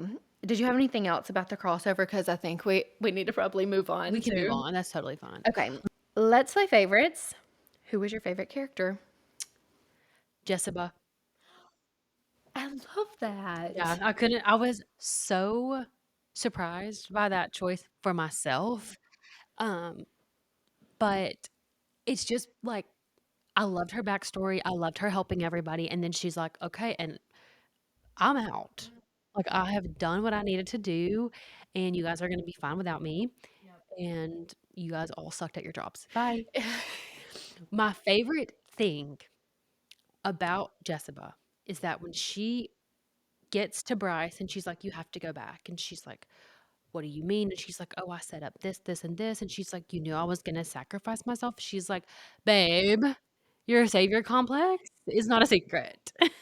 I love that part, like, she just read her to filth. She's Yeah. like, She's like, "Did you not think that this is how the story was going to "Yeah, end?" this is a pattern for you, Right. and we all see it, even if Mhm. you don't." 100%. What about you? Who was your favorite? Nesta, sue me. Like, I knew this was gonna happen. I'm sorry she slayed her I entire almost put time. on the Google Doc, like, "Name your favorite character, not Nesta." Okay, did you say the last sentence that I wrote? No. My runner-up? is Hunt. We have a convert. Fully converted to a hunt girl. Yes. In this book, yes. In the grand No, we're massiverse, just talking about this book. yeah. Hunt, I genuinely think that it is like a sympathy thing. Like, truly, my heart goes out to him. He deserves so much better than Bryce. But it also shows his true character, like, you know what? She's being a fucking cunt, but she's my mate, and I'm gonna stand behind her, and I still believe in this rebellion no matter how arrogant and stupid she's being. Like, I'm going to just back her and, you know, stand with his girl. Yeah. So I loved Nesta. I loved that she killed the Asteri. Still a little bit confused about how she's gonna play in with the swords. I felt like she was still, like, eating Bryce up a little bit with, like, just her looks, not necessarily the words, but, like, love that she and Azriel tricked Bryce into coming back to fight the worm. They're like, Yep. "You got us into this mess. You're You're gonna no get us yep. out." I love that Bryce only saw Nesta as a warrior, like, from the very beginning, she's like, "I don't need to fuck with this bitch." She only sees her The way that she way. moves, she's like her movements, she's a warrior. Yes, that was everything. Like, that is the Nesta that we all deserve, and seems like we finally gotten. I feel like she should have included that bonus chapter in the real book because it really made you see how much they were kind of bonding, and Nesta was listening to music and Azrael was a clubber. I loved Um, that. I don't know, I thought that bonus chapter would have added a lot to the crossover for me. I don't know. She's just like I don't understand how she prioritizes which chapters make it and which chapters end up as bonus. Agree, because I But could have done without the Bryson Hunt bonus chapter altogether. Like, actually, I hated it. But last thing I'll say about Nesta is when she's like got the mask on and she's fighting the worm, and Bryce is like, "Oh my God, like we need to go help her," and Asriel is like, "I promise you, she's fine. yeah, no, you don't. She has got like you're way safer over here." Uh, Like hide behind this large rock. yes, and just hush. Okay, what was your favorite scene? Um, so my favorite scene is it's not just one scene, but it's like a series of scenes. So it starts with Lydia killing Pollux and she like steps into her power. She saves her sons herself. She's like, you know what, Rune, I try to get you to do it. You're not doing it. I'm gonna do it. So then she goes up to the battle and it says it's time for Lydia to clean house. And she's like, "And you're fucking dead, and you're fucking dead, and you're fucking dead." Like, she literally takes out Mordok and all of, the what are they called? The Bloodhounds? The something. Yeah, just his little like pack of Yeah, the Dreadwolves. They're her yes, she yes, was yes, in yes, yes. charge of them, and she's like, "You guys have still been hunting me since I first escaped, like, get a grip. Now I'm gonna murder you." And then she meets up with the sprites and takes a stand and saves the day, like, kills all of the people that are Yeah, shooting the bomb things, whatever they're called. So, yeah, that little lineup of scenes to me was everything because I loved just it. love Lydia, and I don't know, I just feel like this was her time that she got vengeance. Thank God for that because she had to have some kind of like With reason to live? yes, Yeah, yes. I thought it was beautiful. yeah. Loved her entire ending. What about yours? My favorite scene is just the whole escape, start to finish. Oh, yeah, the beginning. Yes, how Lydia sets it all up with, like, the distraction with, like, blowing up the spine, getting them out, like, she's driving the Jeep, and I love that she's, like, "Backseat," and, like, you're on, like, the Oh, yeah, gun she takes command. She's yes, like, you here, Rune, yes. don't die." Yeah, literally, she's like, "Please, just, like, stay Like, just breathing." make it. Yes. Like, her driving out, and she, like, barely skates under the gate that was closing in, that she, like, veers off. The whole escape, I love any book that has, like, a heist, which I don't necessarily know that this was a heist. I guess technically she's going in and stealing the prisoners, but, Yeah. like, if you write a heist into a book, I'm sold completely. So I also liked that she was like, "Okay, you guys can fly from here. I have to run the opposite way." Like, she was, like, gonna just give up her whole life for this. yeah.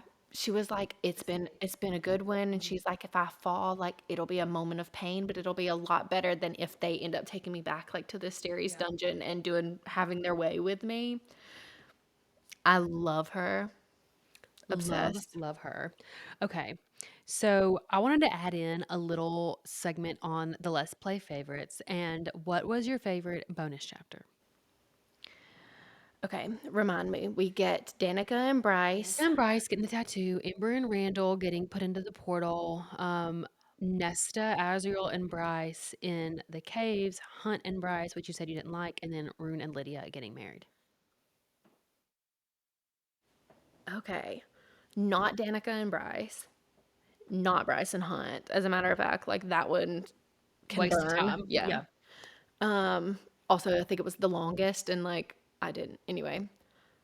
This is gonna be hard.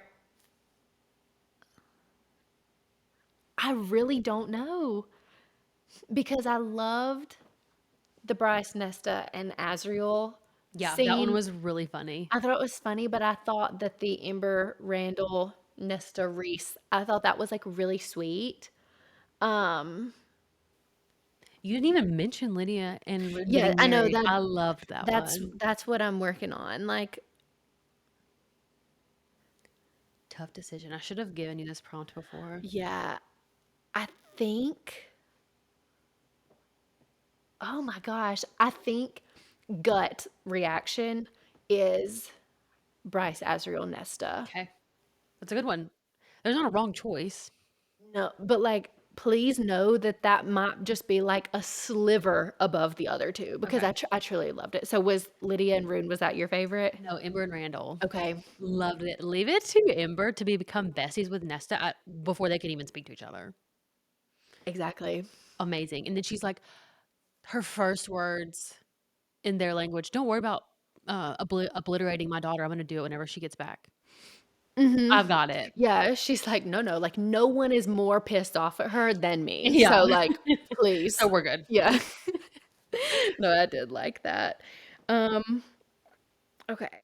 Okay, we've done our favorites. So now it's time to talk some shit. For some reason, my Google Doc isn't showing anything that I wrote for the least favorite, but what was your least favorite scene? Yours says the biting of the hand. Okay. Truly, the thing is that I'm less put off by Rune's POV in that situation, more Baxian, like, I also would just be vomiting, like, would not be able to stop. I cannot even imagine having to do that. No, that's terrible. And where the fuck was Baxian this whole time? Like, we didn't get enough of him. We found out that Danica was his mate, and then he was just like kind of along for the ride for everything, but we didn't get enough. No, not at all, and I felt like he was, like, being built up to be a huge part of the story and then kind of just Fell to the flopped wayside. Yeah. until the end where it's like, "Bryce, get over here. There's Pegasi." I don't know what the plural. Pegasus is Um, Justice for Baxian? justice. I agree. He needs way more. The way that I wish if we were gonna get a bonus chapter with Danica, why was it not with Baxian? Completely agree. Such a good point. Like, it was just a waste of that tattoo, and that one could have been a bonus chapter to the first book. Mhm. Yeah, I agree. What about you? What was your least favorite? So the first one I had, but we already talked about it, was him not killing Celestina because the bitch deserved to go. Um, my next least favorite scene is Lydia's son's not talking to her. Oh, and Ace That is, was like, tough. kind of a little bit of an ass not a little bit, like, kind of an asshole. And as much as I hated the scene, I totally get like that's how a 15-year-old would react to their mom just being like, "Hey, I'm I'm the your mom." hind And and yeah. mm, Yeah. So that was really tough because I feel like that was we had just gotten her back from the brink of death, and then she comes back, and then she was so excited to see her sons, and they didn't want to see her. It was just really sad, and I hated that for her. She mhm. deserved better. Yeah, I agree. It was really sad. I hated it for her, but I also felt like she had a really good like, not letting it get to her too bad because she was kinda more understanding, like, they never knew who I was. They've only seen this version of me on TV, so, like, So, of course, they're weary, Yes, yeah, because she's scary exactly, as shit. exactly. So, what is one thing about the plot or the book in general that you hated or would Okay, change? a lot. Laundry list? Laundry list. Bryce. Um, I had originally written here, or maybe no, I wrote it later. So skipping that. Um, the magical bean that can make Bryce and Ember and Randall understand and speak the language of Prithian. Please, can we be a little bit more creative? Like, A bean? A silver bean? you're telling me the same girl who wrote the High Lords meeting scene decided that a magic bean is going to allow them to understand it's not working for me. Hated that. Not enough Rune and Lydia. Um, the crossover amount of characters to length of time ratio, miss completely. Like for 300 pages, which I know it was like back and forth, but we should have gotten more. It started off great because you've got Reese and Amryn there and they're like They're all questioning there. her. Yeah. And then we kind of just like go downhill from there. Hypaxia and Ethan coming into their power slash roles a little bit too quickly and too close together. Yeah. Hated that. I felt like the book was too long. And my biggest gripe is that the relationship building is pretty much like nothing in this book. It is way too plot forward. Yeah. Honestly, in my opinion, the entire Avalon part of the book could have been skipped.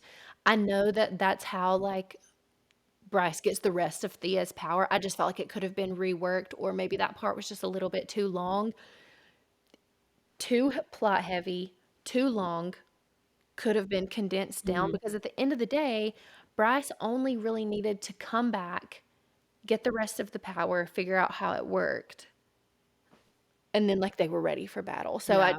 I don't know, I felt like it There was a was lot of other shit that went on in the middle. That's Mhm. kinda how I felt too. There was had to be a better way to streamline what we wanted to happen, and all the other stuff could have been saved for the next book, to me. Completely agree. Like, even Ethan becoming Prime could have been in the next book. Hypaxia becoming the head of House of Flame and Shadow works here because it's the House of Flame and Shadow. Right. Right. But, the rest of it is just yeah, I agree. There's, like, way too much going on. Yep. Um, So what about you? I would also change that about the book. Other things I would change about the book is where the fuck was Fury? This is her house. This is her book. I get that you sent her on the mission to drop off Cooper, Emil, Yeah. whatever. But then where was she? She could have been such an asset because she knows so much about the Asteria that no one else knows, I feel Yes. like. She's always where you need her. She can help, she brought the weapons. Yes. I just feel like we missed out on their characters for the sake of all these new ones, like the Ocean Queen and all the sons and everything. And I get that those felt important to Sarah J. Maas, Mhm. but to me, I would rather have Fury and June. Agree. Like, so you're gonna go fight the Asteri, the head of the government, and your best friend is The like, scariest bitch in town. and you're just like, no, You please. go protect the little ones that have fallen. It doesn't sit right. No, it doesn't make any sense. So that's one thing, minus everything else we said, that I would change. Do you have any hot takes? Yeah. Uh, First of all, I wrote here Bryce is a narcissist, and 100%. maybe maybe she's not a narcissist, but she has narcissistic tendencies. Okay. Anyone is welcome to DM me to say otherwise, but no, like my roots are firmly planted here. Yeah. You won't be swaying me against that. Would And a narcissist deny being a queen, though? Like, decide that she doesn't wanna be a queen? that's what I'm saying. Like, Just tendencies. yeah, I think that she has a lot of narcissistic tendencies. I think she did in this book, but in prior books, she really didn't. I agree. It's like I liked her so much better in book two. Yeah. Like I didn't love. I was neutral book one, book two. I liked her so much more, and then it like absolutely crumbled for me in this book. Yeah. I think truly the whole thing with Hunt. just sent me over the edge. I was like, "You're joking. You're Yeah. literally joking." Yeah, how are you so naive that you can't see how this is affecting him and everyone else in this book? It's not just about you. Exactly. So, hated that, and then my other hot take is that someone should have died. My Besides heartstrings Jessica? Yes, my heartstrings were not pulled, and, like, there's some other Sarah J. Maas character deaths that I'm like, "No, like, why?" But there's some other deaths that I'm like, I'm reading this book to feel something. I want to have, like, extreme emotions, Yeah. and Like, not somebody not Rune, but not Jezebel. Like, we didn't yeah. really care enough about her. She was so at peace with dying. Yes. I promise no one is shedding a tear over Jessica dying. Yes. Like, Like Ethan. yes, that's what I'm saying. I feel like she set herself up for you to be endeared to so many characters Mhm. that she just absolutely couldn't pick one to kill off, and, like, that's You at a know who would have fault. been perfect? And this isn't I love these characters, so it's not to say that, like, I wanna get rid of them, but, like, one of the Princes of Hell. That's exactly That what would I have was been gonna s perfect. That's exactly what I was gonna say, like, Adis would have been, the perfect person to kill because, like, we love him, and he's Yeah. been, like, a huge integral part of the story. Someone needed to die, Yeah. and beyond Jessica, truly, I don't think that I actually cried reading this book, and I'm No. sorry, but, like, she can do it. She knows how to do it. And it's not like we haven't cried over these characters before, like, we care about them. Exactly. Yeah, I totally So, agree. yeah, what Um, what about you? Did you have any hot takes? yeah, so I don't think that I don't know how to even word what I'm about to say and how it could be a hot take, but, like, I think it's stupid that everyone is in the afterlife. Okay. Of course, I love that they're there and that Bryce is gonna get to see them, but after all the shit they've gone through in the Bone Quarter and with the Sailings and giving up her soul and worried about the second light and, like, that's the whole reason we're fighting this theory because 'cause they're taking their souls, but they're not. Like, it's impossible to take someone away from the afterlife. That's Right. what it all comes down to at the end is, like, surprise, they're all waiting for you after all of this shit with the Under King. Like, we killed the Under King because of this. We're fighting the Asteri because of this. We hate the Reapers because of this, when in Yeah. reality, it makes no difference. Yeah, 100%. Like, it doesn't matter if they go to the bone quarter. It doesn't matter if they become second light. Literally doesn't matter. So why don't we just use Second Light to power Midgard because their souls are still going somewhere? Have you cracked the code? Maybe. Like, take your dead, take the last little bit of their power, put it in a little vial, and you can use your phone. Wow. That's If it such a if good it never point. mattered, like, that's what pisses me off is we have this whole buildup of why it matters, and then it just doesn't. Wow. That is such a good point. Thanks. Thank Love that. you. I don't think I had anything. I'm looking through my notes right now. I think I've talked about everything. Okay, so let's move on then to our overall thoughts. So, do stars and chili pepper, what were your ratings? I'm gonna give this book 4 stars. Um, the amount of shit we have talked, it's like kind of crazy that we're gonna give it 4 stars.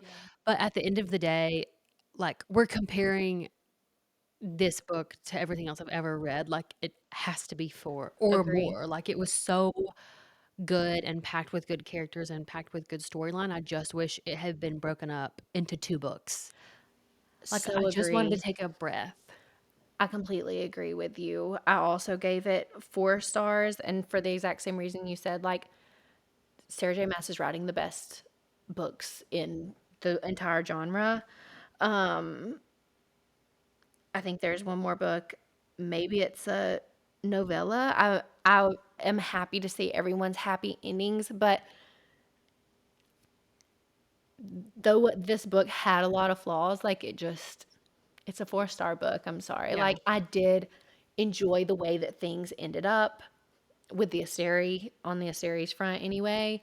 And I I think that she writes a really great book. It's just like there were some things that Yeah. No, she totally does, and it's I think sometimes she just kinda gets lost in herself in the book, and if she could see it from an outsider's perspective, she would realize, "Okay, we don't need all of this in one book, and we don't need it all happening in 1 week. Sometimes we like to sit on the couch." yes. Like, I just remember like, I gave myself a long time to read this book, but I felt like if I sat down with it, I had to sit down with it for 2 hours because there was never There's not a stopping point. No. It Totally was wild. agree. Okay, so what about spice? Okay. I think spice, I'll give it 2.5. Maybe, or Okay. maybe 2. I don't know, I haven't really thought into this that much, but I know for a fact that it was enough. I actually disagree. Really? I did not get enough. And I think what is hindering me so much is that I wanted a huge Rune and Lydia scene Yeah. and And you we got 1.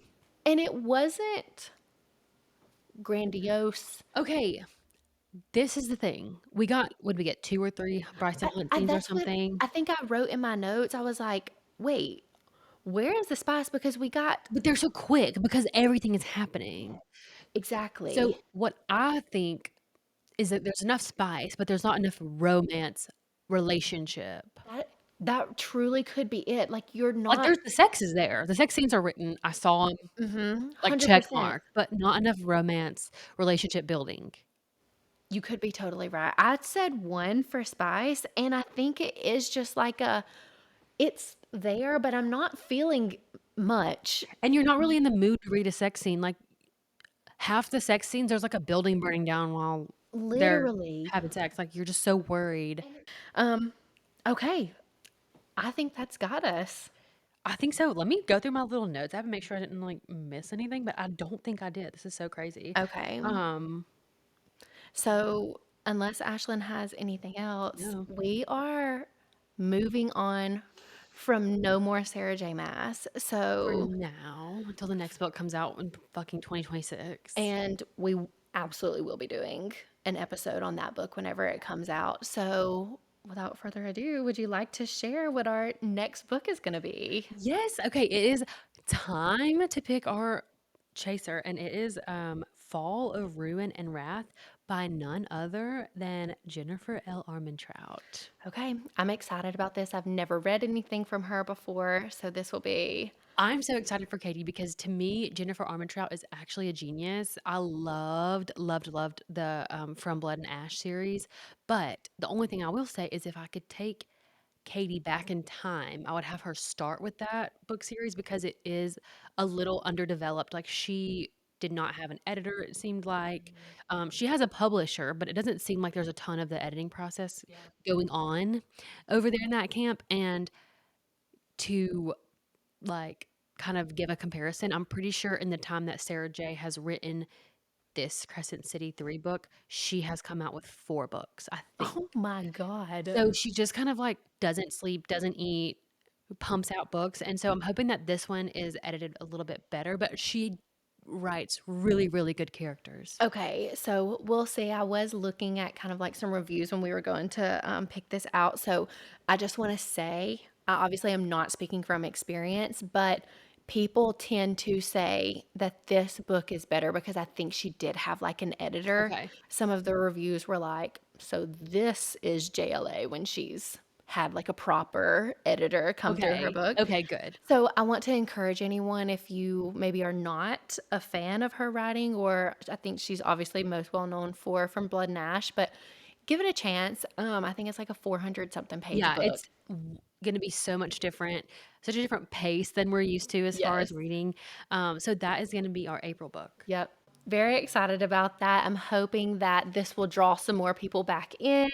And I really think that this episode, like a lot of people will listen to this one just because it is like a new Yeah, book. I hope so. And if this is your first foray into the club, just know that we are so happy to have you. Yes. And thank you so much for tuning in. We are available as a podcast on Apple, Spotify, pretty much anywhere else you get your podcasts. We also are uploading to YouTube now. So if you want to listen on YouTube or watch on YouTube rather, we would love to have you there. Just make sure that you subscribe to our channel and give this video a thumbs up. We are so grateful for y'all. If you live in Birmingham, send us a DM. Like, I would love to meet y'all.